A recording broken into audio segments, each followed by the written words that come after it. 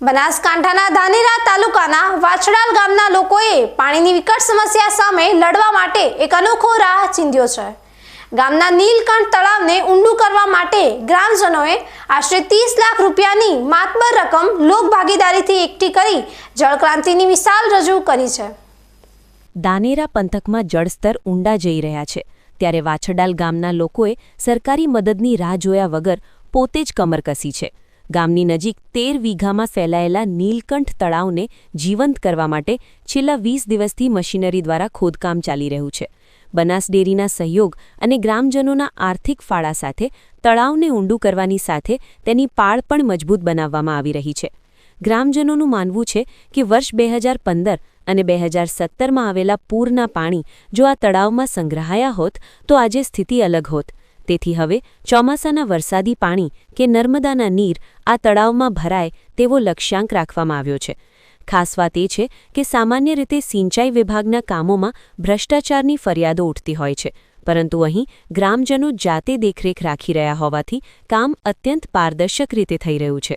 હજુ પણ 1 મહિના સુધી આ કામગીરી ચાલશે, કારણ કે ગામના દરેક વર્ગના લોકો છૂટા હાથે દાન આપી રહ્યા છે, જેથી આગામી સમયમાં ખેડૂતોને સિંચાઈ માટે અને પશુપાલકોને પીવા માટે પાણીની તકલીફ ન પડે। અમારા આખા ગામનો ફાયદો સારો થશે, આજુબાજુ ગામડાને પણ ફાયદો થશે, બરાબર। અને 2017માં 15માં 17માં આ પાણી અમારું તળાવ ફૂટી ગયું તો ઓવરફ્લો જઈને આપણે બહાર નીકળી ગયું।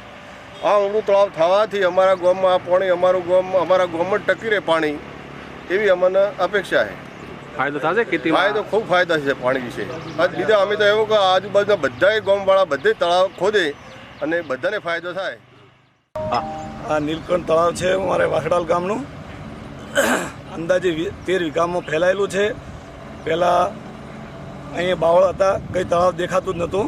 હાલ લોક ભાગીદારી અને ડેરીના સહયોગથી કામ ચાલે છે 20 દિવસથી, અને હજુ 1 મહિનો ચાલશે। અંદાજે 25 થી 30 લાખ રૂપિયા ફાળો આવી ગયો છે, અને હજી ગામ લોકોનો સાથ અને સહકારથી આગળ પણ કામ સારું થશે। કેટલી મશીનરી મુકાઈ છે? કેમ મશીનરી 2 હિટાચી છે અને 6 ડમ્પર છે ખટારા। કેટલો ડીઝલનો વપરાશ થતો હશે? ડીઝલનો અંદાજે દિવસે હાલમાં 70,000 દિવસનો જાય। વાછડાલ ગામના લોકોની આ જાગૃતિ અન્ય ગામો માટે પણ પ્રેરણારૂપ બની છે। વડીલોએ બનાવેલી વિરાસત સમાન તળાવો જ્યારે બિનજરૂરી ઝાડીઓમાં ઢંકાઈ ગયા હતા, ત્યારે તેને ફરીથી જીવંત કરી ગ્રામજનોએ સાબિત કરી દીધું છે કે ટીપે ટીપે સરોવર ભરાય એ ઉક્તિ જળ સંચય માટે કેટલી સાર્થક છે।